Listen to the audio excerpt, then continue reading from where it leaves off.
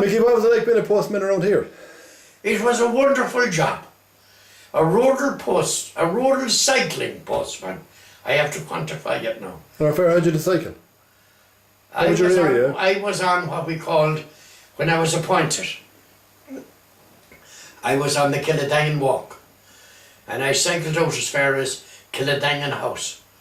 Frankie Burke and our father Josie lived in the house, and he had a big garage in Castlebar. He was a brother of Chappie Burke's on Bridge Street, as far as I know.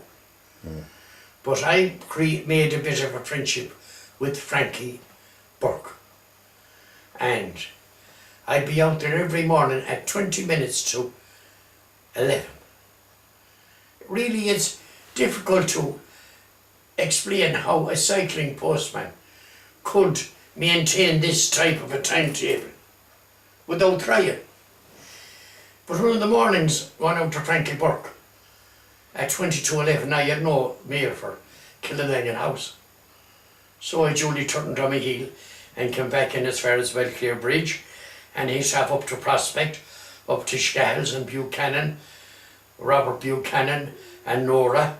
I don't know, did you ever have the pleasure of meeting them? In actual fact, one of the mornings I went up there and I used to leave the post in the front door and close the door after in the porch, and the next thing is you had this bottle for me. Excuse me, madam, I said. There's a liquid in this bottle. Oh, there is, she says. Oh, but I'm afraid I won't be taking that from you no more. Why won't you? I said it could be damaged. Oh, I wouldn't mind, she says. It could damage the correspondence that I have in the bag. And I were responsible for that. The best thing you can do with that, I said, is to bring it into the post office yourself and hand it across the counter. And I've news for you. They won't take it either. But, I says, there's no buts about it, I says, I had taken the bottle.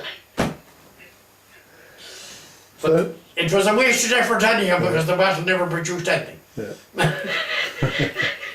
So you had to go up to Buchanan as a Prospect, and up to, oh yes, and there's a lovely little story. Austin McGreel, he's now down in the McBride home.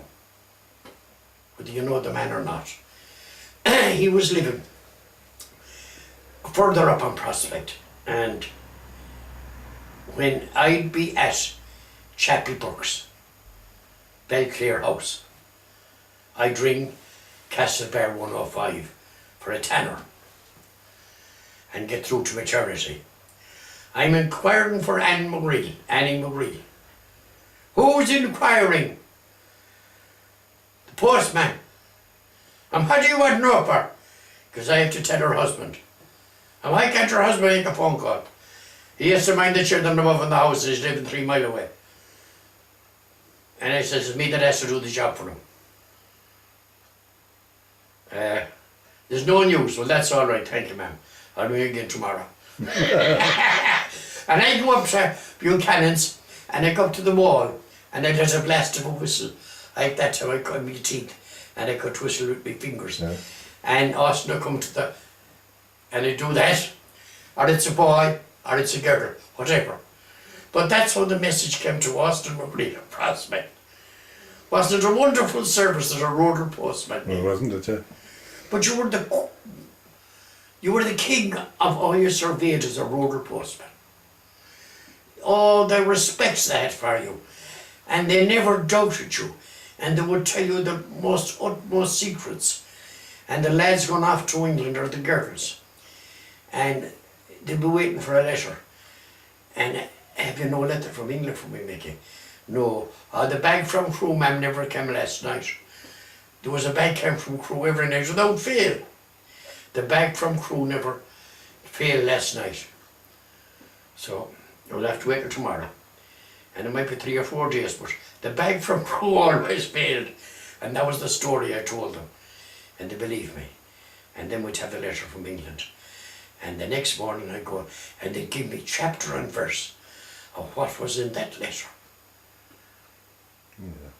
And surely you got your eyes and give a damn what was in the letter. I didn't want to know it was, but they would tell me everything. They wanted to share it. They wanted to share this news with the postman. But I was Frankie Burke on 2211. There was no letters for Frankie Burke. So I hit off up the Brea, up Prospect. I went out the next morning and they told Frankie Burke, where were you yesterday? I said, there was no letters for you. And I says, and she says, and sure that's not an excuse. And do you mind telling me, I says, for what other reason would I be coming to get that house but to deliver the post? She said, you come here at 2211. The kettle is on the bottom. I make a cup of coffee for my mother. Whatever post she has, I bring it up to her. I turn on the radio for Mrs. Deal's diary, and she listens to that and has her cup of coffee. And you never came. She never got to listen to Mrs. Deal's diary. I never got my cigarette. You put the whole house out of Gither. Never do that again. You had to go every day, post or no post. Whether I had post or not, I had to go to Frankie Burke and get it again. Surely to God, wasn't that an extraordinary rural postman? And tell me this, you used to get the little packet of Christmas, the Christmas present. Oh, it was worth £200. £200. And at that time my wages was £5 5 a week. And when I was in Dublin, the wages for a Dublin postman was £5 5. And when I came here, you started off at £5, and then you went up in increments. And I think go to £5 10 I'm not quite sure. But because I was £5 5, they didn't reduce it. But I still had to mark time until my increment scale came up to the £5 5. And you just carried letters, you didn't carry parcels, no? Oh, I did carry parcels. Oh, parcels from America. Oh, yes, and you get grand ties in the parcels, you know. And when you delivered the parcels from America, you'd find some excuse to hang around and see was there any nice ties coming out of the parcel. Now, some of them were like explosions in a bloody paint factory, but there was some nice ones. But the 200 you get at Christmas now, was that from the customer or from the company? Oh, from the tips from the customers. Tips there, yeah, tips. And on the Kildangan Post, several of the houses would have the tip, a 10 shilling note, or it might be a pound. It was worth £200 to me. It was a great bonus at It Christmas was that a time. powerful bonus, it was a powerful bonus. And they put it into a Christmas card and handed it to me. Them said, boss, because as a rule I went to the back door with the post. I did very few front doors, and it was timed to within 5 minutes of the same time every day. And how many miles a day were you cycling that time? Oh, 80 to 20 A day? a day. 100 miles a week? Yeah. So you were- Excuse me, 120, 6 days a No, week. 6 days, that's right.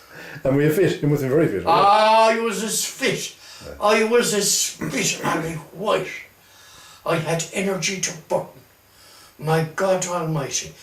At that time I used to go to work at 5:10 in the morning to sort the incoming mail. The mail came by rail and came in at 2, 3 o'clock, and a contractor left it in the post office.